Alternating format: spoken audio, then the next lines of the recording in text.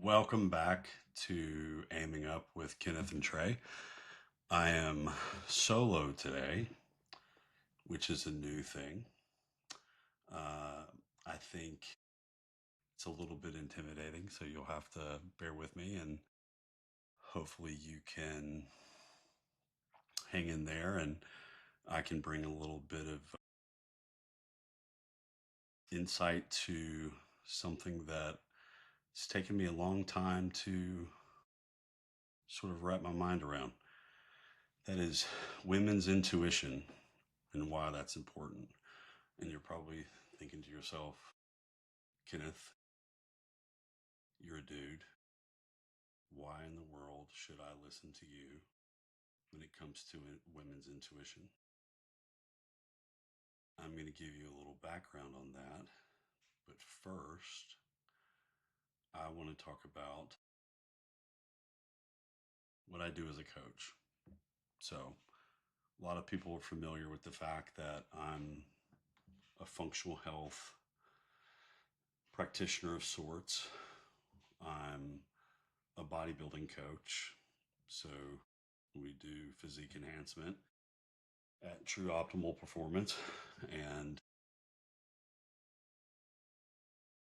over the years, what I've learned is to make changes the way that we need to make changes in a lot of people's lives, whether it's from a functional health perspective or whether it's from a bodybuilding perspective. The root of all change is with our mind. Also been a participant in therapy, various types of therapies.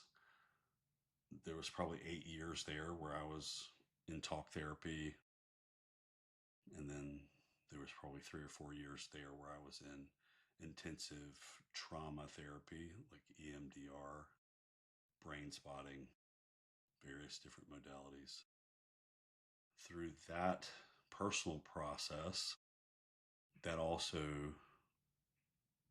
shone a light to me as a coach that most people coming to me are not healthy. And the root of that is usually mental health related, which then transpires into a physical ailment of some sort, or there's a reason why they want to change their body. Usually people aren't in shape, or they have a functional health concern, or there's things as bad as autoimmune conditions and stuff like that. So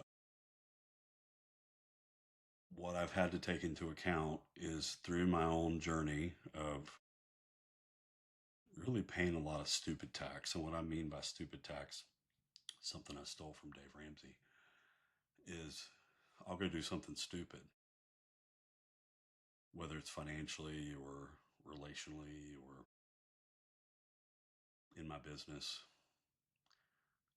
I'm kind of a guy that sometimes learns the hard way, and that's more so the version of me that is the old me and not really the current version of me. So as I would move through various different stages of my life, I was taking notes on, okay, what did we learn? How did that change me? Am I going to allow it to change me? Um, and most of the suffering that I've had to go through has changed me in a positive way. So all of the things that I've gone through, I would not trade, because then I would not be who I am today. And God knew that there was a certain amount of pressure that He had to apply to my life to make sure that those changes were going to happen. All of those life experiences have directly challenged me as a coach, because I started to see things in my clients that were either previous versions of me or current problems that I was working through from a mental health perspective myself. The root of most of the problems that we have is an identity problem. That's a separate podcast. However, the majority of the issues that I would wrestle with were relational issues. So, for those of you that don't know, I've been married twice before. I'm currently married to Donna. And those two previous marriages, you're probably like, man, I don't want to take any advice from that guy because he's really screwed up twice. And I think that probably applies to some people who don't learn from their mistakes, or they don't sort of decide that they're going to do better next time, or whatever mindset that's more positive than sort of repeating the same behaviors over and over and over again. So in the first marriage, there was one set of problems. In the second marriage, there was another set of problems. And I'll take responsibility for all of them. In my current marriage, there are currently no problems.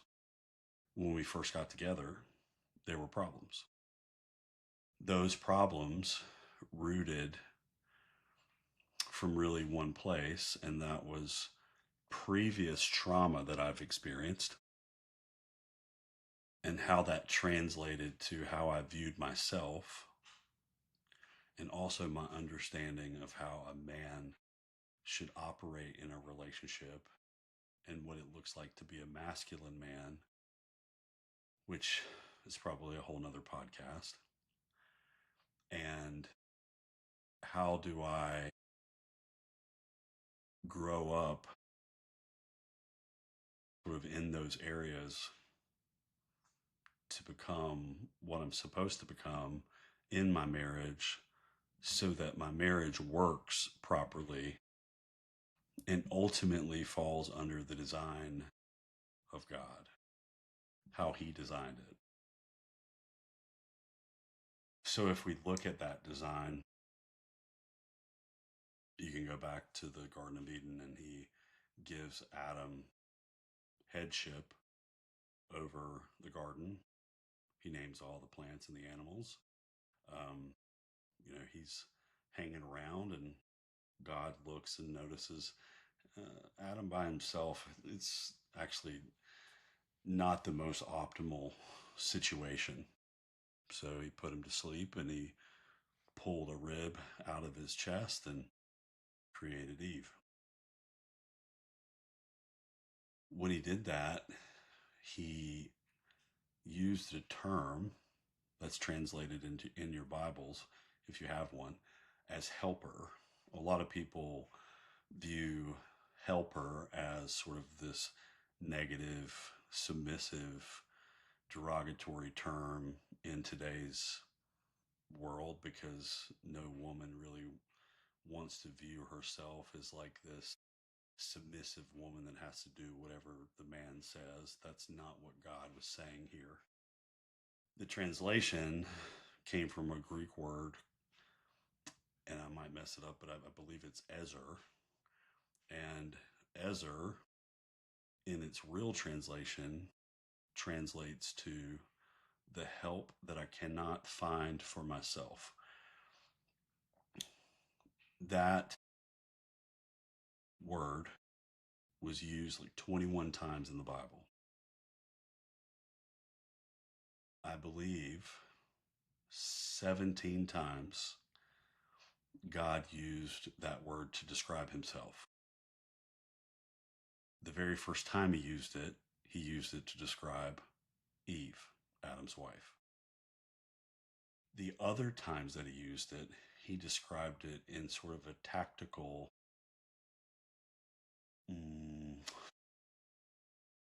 military style help.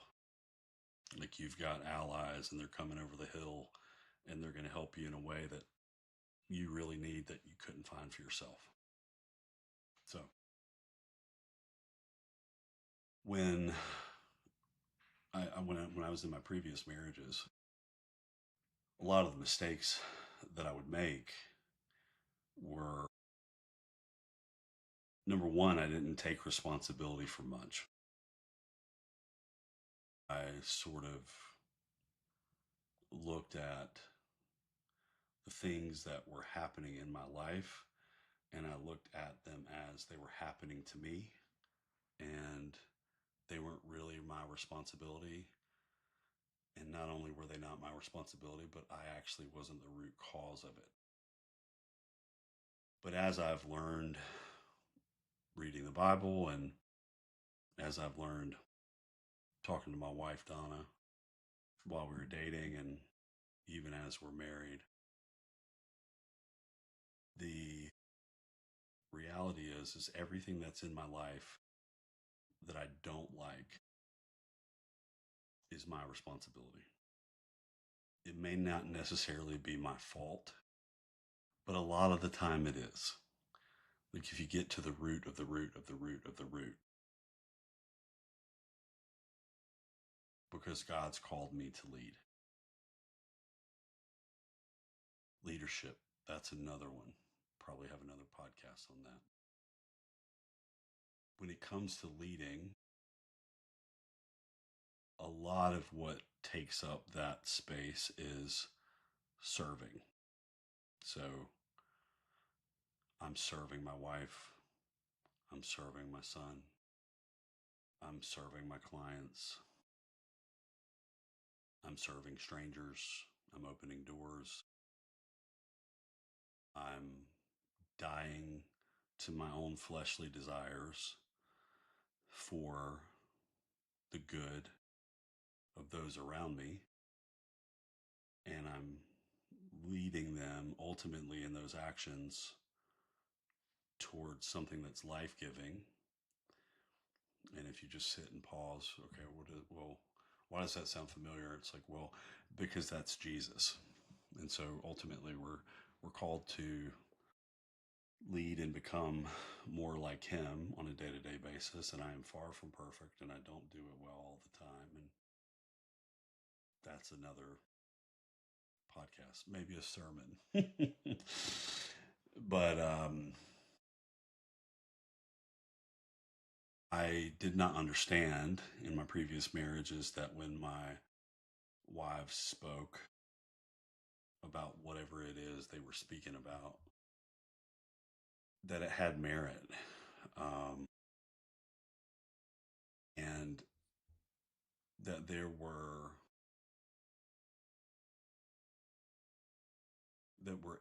areas that they were talking, and when they were talking it was sort of triggering to me, and it was making me rise up in emotion, and instead of being curious about that emotion and trying to like figure out where is that coming from, I lashed out and I took it out on them in front of them.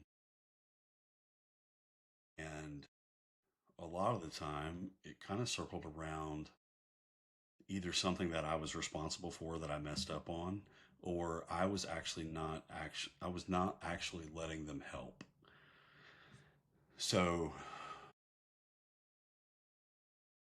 there was one moment in my first marriage where we were doing a lot of work around the house and we were doing a lot of renovations, and we got to the kitchen sink and we had purchased this faucet, and it was like an inexpensive one from IKEA. Just for the record, when it comes to like fixtures for your house, you get what you pay for.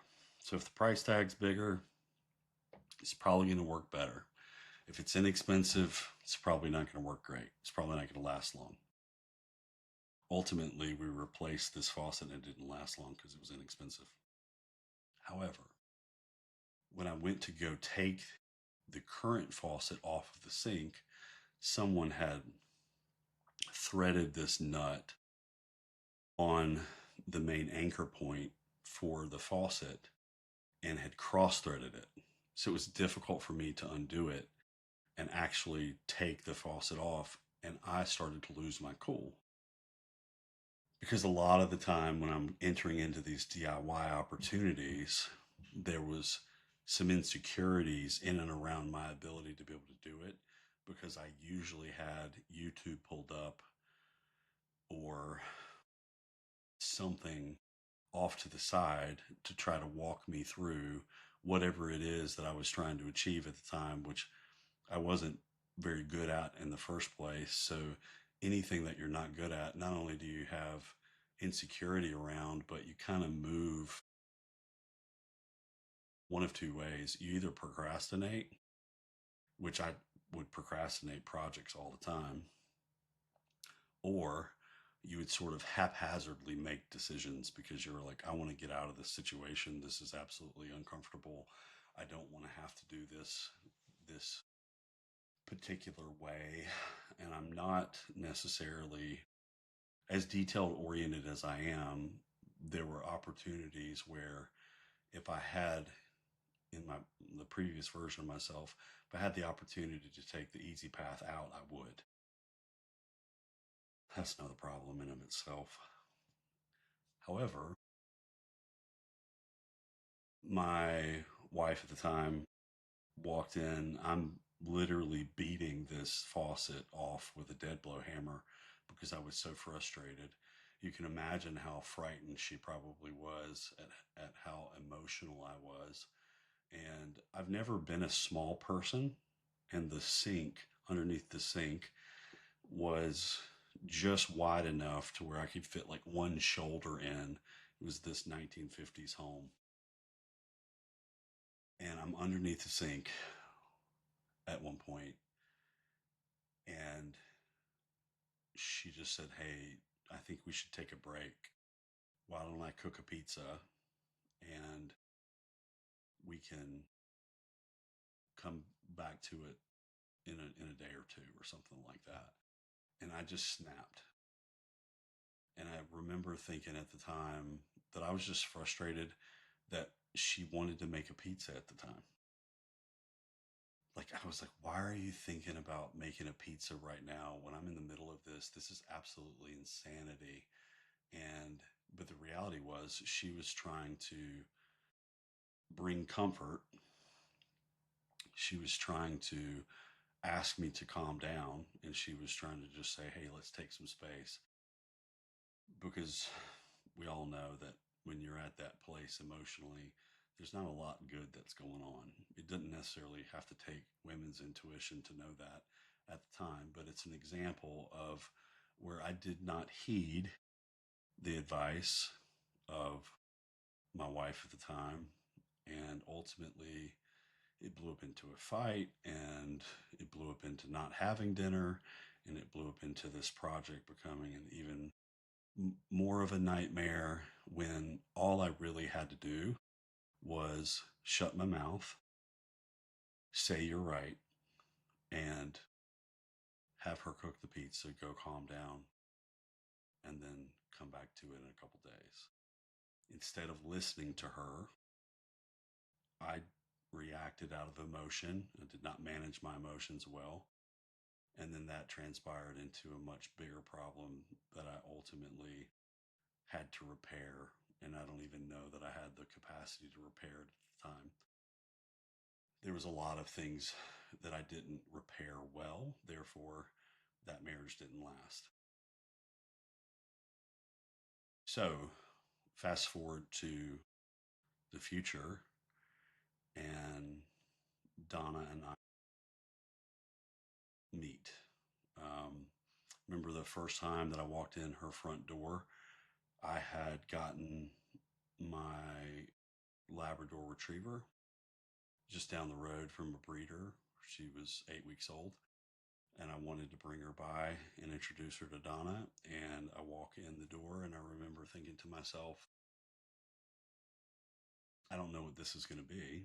We were sort of just friends at the time and not really invested, but I felt like there was always this internal pull towards her, and there was always sort of like this quiet standard that was set.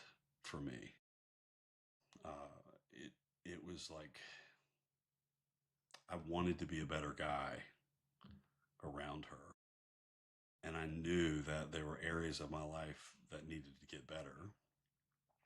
I didn't know how she was going to actually be a part of that until later, but I also remember thinking that all of it felt really intense. And the more that I learned about her standards, the more I felt like they were sort of unachievable. So, this whole thought process of like leading and masculinity and um, being in a relationship where I was a servant and I was listening and I was literally dying to myself. That was all really bizarre to me. It's like it's not the way that I was raised. I was raised around I'm going to make a decision and the decision is this and we're going to move on. And my mom wasn't really a person that was an advisor to my father. Um, from what I can see, my grandmother wasn't either on either side of the family. And over time, as I grew in my relationship with Donna, what I started to realize was she was never wrong. And what I mean by that is we would have arguments and she would tell me where the argument was sort of stemming from. And it always seemed to be my fault. And I remember thinking in these moments of like being dysregulated in the disagreement that there's no way that it could just always be my fault. But I would ultimately kind of go back to my apartment at the time. My central nervous system would sort of calm down and I would introspectively look at whatever was going on at the time. And I remember during one of these moments where I'm sort of trying to be an introspective person, she sent me this reel of this guy explaining what masculinity looked like and being responsible for everything. This idea of radical responsibility was sort of just first it was introduced to me for the first time, and it was so convicting that I didn't want to actually believe it. I was like, okay, radical responsibility about everything. This is just ridiculous because she's clearly wrong in this situation. But if I took my emotions out of it and I looked at it from a realistic perspective, where it rooted was me. It was how I treated her. It was giving her space to feel her emotions, not taking up all of the space with my mismanaged emotions. And I started to try to manage those things. And as I was managing my emotions and as I was learning to look more like Jesus and to be more masculine, I learned that when she was right, not only did I need to stop and pay attention, but she was calling something out in me that I needed to change because she was invested in me and she is to this day. So, an invested woman can look like a very upset woman. So, if you're in an argument and your wife is upset with you, that means she's invested in you. A quiet woman means she's resolved to the fact that you are no longer going to change. And the problem that she's trying to bring to you is now a moot point, and she's going to make her exit at some point in time. Example, my first wife. She packed herself on a Friday, and I came home to no furniture but a mattress and a TV on the wall.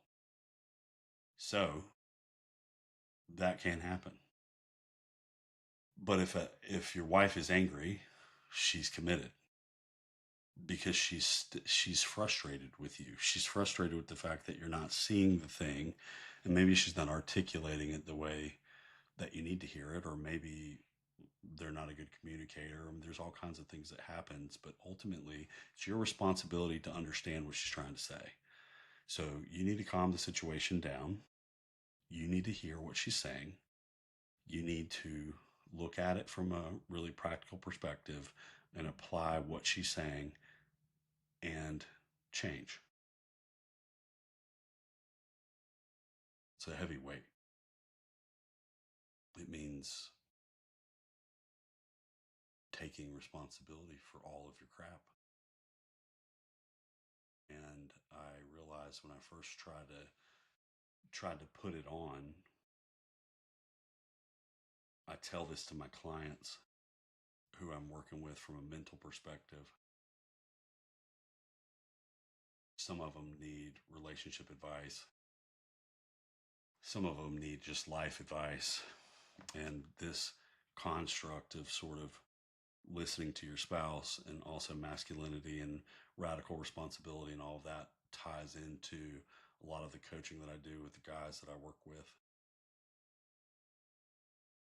So it feels like you're getting under one of the heaviest weights that you've ever gotten under in your life for the very first time. But you actually do a rep, right? It's like you squatted 315 for one and you realized, oh, it didn't kill me. It felt like it was going to, but maybe I'm kind of made for this. And so you take responsibility again and you lead again and it gets a little bit lighter. And the more that the weight gets lighter, the more willing you are to take more on. The more you take on, the more calm your environment gets. So when things are going really well at my house, I am slow to speak. I'm slow to anger. I not only am I slow to speak, but I listen. And so when I'm listening, sometimes there can be emotions that Donna's working through, and they're not always directed at me. They don't always translate to something that I've done, but I'm just staying kind of steady in the fact that, like, she's in an emotional state and it's okay to be in an emotional state. And I'm going to let her sort of crash those waves on me because the sturdier I am, the safer I feel, the more she's going to work through those emotions. And then she's going to be a feminine version of herself on the other side of it that nurtures my masculinity on this other side over here. However, if she's sort of in an emotional place and you're in an emotional place, then there's not a lot of understanding each other. You're not listening to each other. And as a man, as a husband, I would say your primary role is to listen to your wife. Serve and listen to your wife. If you listen to your wife, mine's never been wrong. That's the real deal situation. So come into women's intuition. She's never been wrong about me. She's never been wrong about what she sees in me. She's never been wrong about my character. She's never been wrong about my business. She's never been wrong about my friends. She's never been wrong about my business associates. She's never been wrong about my clients. She's never been wrong about my potential friends.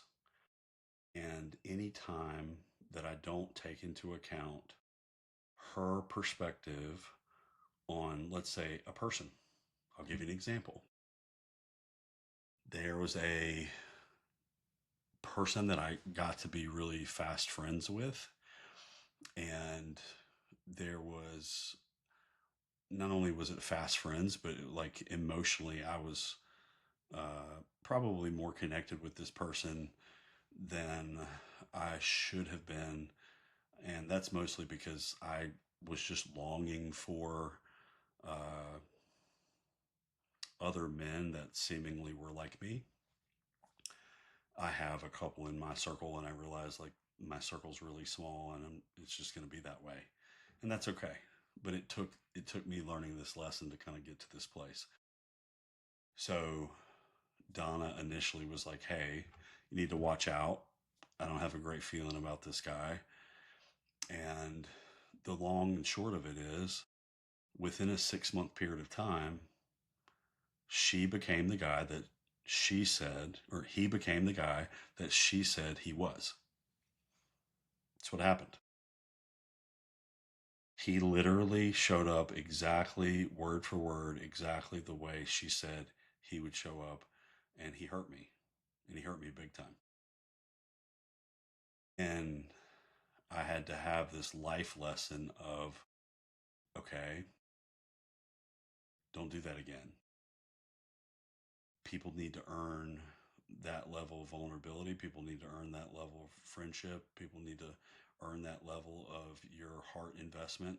And those are lessons I thought I had already learned. This one caught me by surprise. But it shouldn't have, because while I'm busying myself having this relationship, having conversations, what's Donna doing over here on the side? She's paying attention. She's listening. She knows me. She's the lover of my soul. She's my protector. She's also not very impressed by me. She's going to hold me accountable. So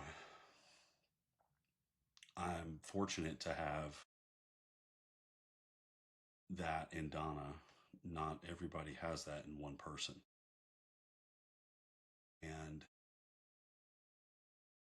there have been times where in in my previous marriage, you know, I was told that I probably should not make a particular decision, and I made it anyway, and they ended up being right. And so when I go back and I look at all of the relationship, all the marriages that I've had, and the relationships that I've had, and my wives, and when they spoke to me,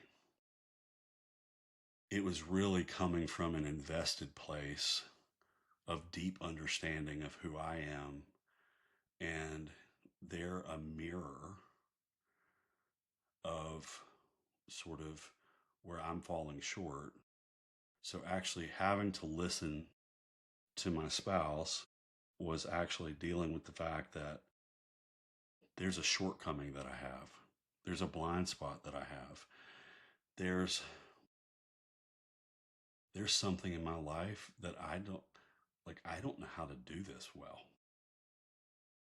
But I have this helper over here.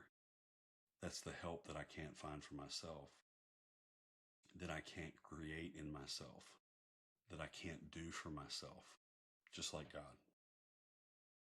And luckily, He's uniquely placed Donna in my life with wildly different talents. Sometimes there's times where she's like super detail oriented and like kind of a stickler about certain things. And I'm not that way in particular areas. And it can be kind of frustrating. And if I sit in it for long enough and I kind of let my flesh kind of take over, I can look at it as a negative. But every time I have that like little ping of like, why is she doing that? Why she got to be? Oh, why does she have the details of all of that laid out? This is ridiculous. I stop myself short, and I think actually she's looking at the scenario in a completely different light, and her perspective is actually more valuable than mine because she usually doesn't make mistakes in these areas, and I do.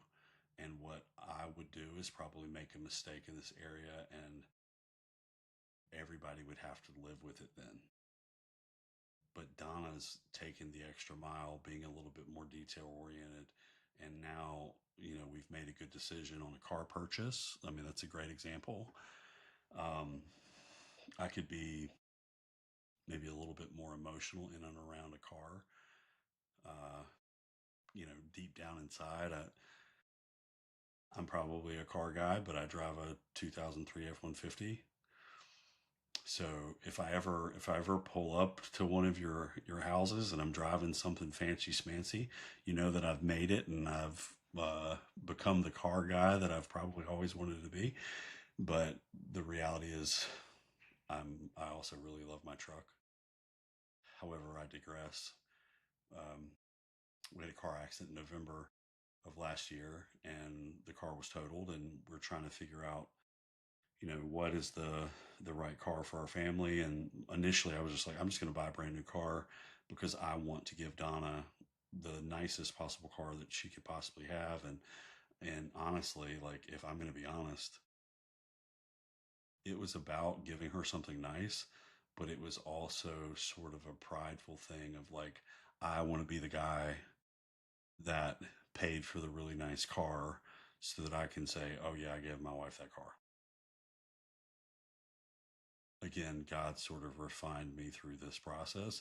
So that's not been my motivation in the decisions that we've made, but initially that's probably what I was thinking.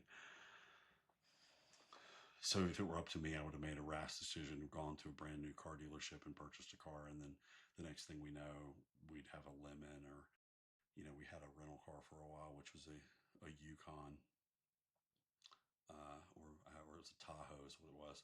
And ultimately, the Tahoe wasn't very impressive. Sorry, Lindsay, my sister, she's got one. But I wasn't really impressed. And it wasn't a really good fit for our family. So Donna kind of goes down this rabbit hole of researching and researching. And so then I kind of join in and I'm researching and researching. And the next thing we know, we're looking at the most reliable vehicles that we could possibly get. And we stumble across a Lexus GX 460 that's, 2015. And it's, the same year of the vehicle that we lost.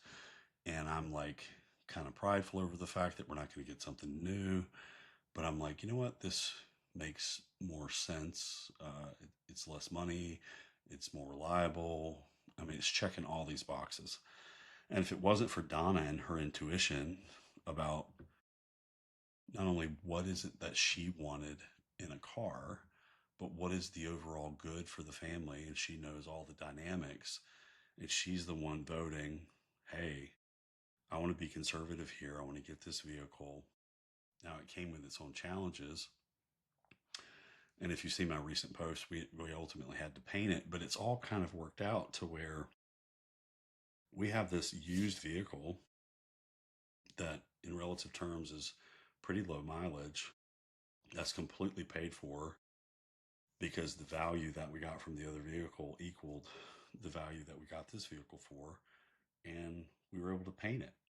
And so now we have like this fancy smancy Lexus that actually serves a lot of our needs as a family and feels more reliable, feels more like her, all of those types of things. And if I had not listened and slowed down and listened to my wife, then chances are we'd be in a vehicle that we're all sort of regretting with this car payment that's ridiculous. And the next thing you know, it's putting a strain on the old pocketbook. What I would do if I'm listening to this and I'm a man, I would look at my life, I would look at my marriage, and I would try to see if there's areas in my life or my marriage that I'm unhappy. The reality is you put it there. Your actions, what you've done, you've created these problems in your life. Your wife has probably been telling you for longer than you can articulate that these decisions you're making are not the right decisions, or these behaviors that you're doing are not the right behaviors, or this path that you guys are all going down is not the right path. And she's sounding like a nag, but the reality is she's kind of a prophet in your life. She's actually shining a light on what the future is going to hold if you continue down the path that you're trailblazing, and you're not listening because you just think she's a nag. So you've shut up the one person that actually knows you better than anybody else, is invested in you more than anyone else, has the most skin in the game to make the team work, and you don't want to listen to that person, even if it confronts you with your poor behavior, or if it makes you feel small because she's talking to you like a man, and you probably should man up and listen, and you should probably change the behavior that you're exhibiting, but you want to be a toddler and tell her that she's hurt your feelings. The reality is I had to get over the fact that Donna's going to come at me. She's going to talk to me like a man because I am one. I'm not a 10-year-old boy. I don't need somebody to come behind me and wipe my butt. I need someone that's going to speak truth to me in the moment very clearly, that confronts my behavior. If you're lucky enough to have a wife that does that, listen. Not only do you need to listen, but you need to take whatever it is that she's saying and put it into practice immediately, because what she's actually saying is, hey, there's a red flag here. And if you continue down this path of this red flag that you're doing, there are consequences that are going to happen. And ultimately, those behaviors kind of stack on each other, right? It's like, well, I'm a little lazy here. I didn't do what I said I was going to do here. I told a little white lie here. I didn't lead here. All you're doing is eroding away the trust and the safety and the confidence and the security of your own marriage. And eventually, if you continue that behavior, your wife's going to stop speaking up. She's going to stop telling you where you're missing the mark because she's exhausted by you, because you're being a child, because you're not taking responsibility. So, what it looks like to take responsibility as a man, and this is what I'm telling all my guys that I work with, is have hard conversations with your wife. And those hard conversations, if she's got a mirror up and all you see is you, well, dude, do something about that thing. She's telling you exactly what needs to change, even though it's hard. It's really hard, but it's super simple, right? It's kind of like the same thing with me as a coach. I can lay out a plan. The plan could be hard to execute because, well, you didn't do it before, you've never done it before. It's kind of like out of your comfort zone. But if you look at the plan from a third party perspective, it's pretty simple. It's pretty easy. Just do it. And like me as a coach, I'm not expecting perfection right off the bat. I mean, at some point, there's levels to this, right? You have maturity that increases, and as maturity increases, then my expectations are going to be higher. My wife's expectations of me are really high. I mentioned it in a post recently that they're to the degree of Superman, and I think some people thought I was joking, and I'm not. She really has those expectations. She's relying on me to lead in every aspect of our life. She's relying me to protect her and Landon in every aspect of our life. That includes my own behavior, protecting them from my own behavior. So I manage my emotions as best I can.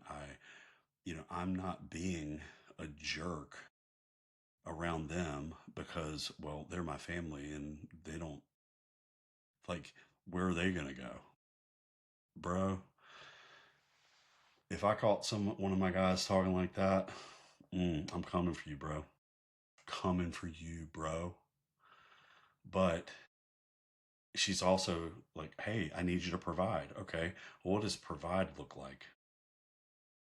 It's not just money. Are you safe? Do you provide a safe place for them to communicate to you and like communicate their emotions? And that was a problem for me till now. And she would tell me about it. She'd be like, hey, well, you know what? Like, this argument's happening because you're not safe. And I'm like, what? This is insane. Me not being safe. The reality is, the more I sat with it, she was right. So how do you change that? Well, if you don't have an intuition yourself on what to do, or if you're not listening to your wife, then you should probably hire somebody or partner with a person that you trust, or have a friend that holds you accountable or something like that, that's got a marriage that doesn't look like yours, that's better than yours.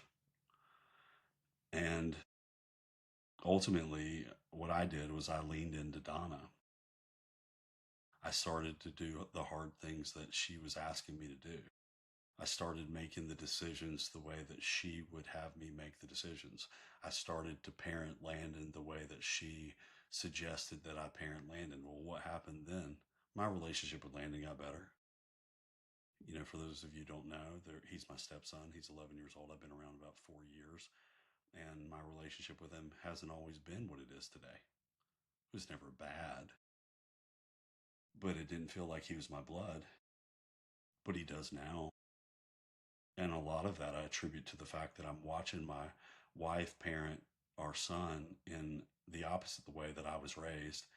And then I'm also listening to her suggestions as I'm interacting with him, because she's seeing us two interact and like, well, who's the most invested in the room? Donna. She wants her son and her husband to have a good relationship. Why?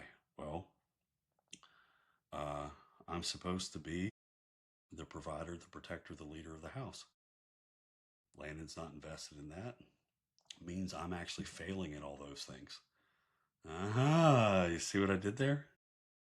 It's my fault if I don't have a good relationship with my son. It's my fault if I don't have a good relationship with my wife. It's my fault.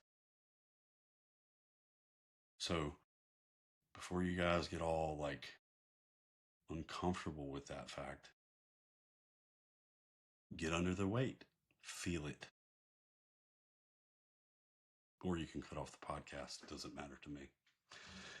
The reality is, if you have a wife, you should listen. Her intuition is greater than yours. God gave her an intuition that's a help that you cannot find for yourself.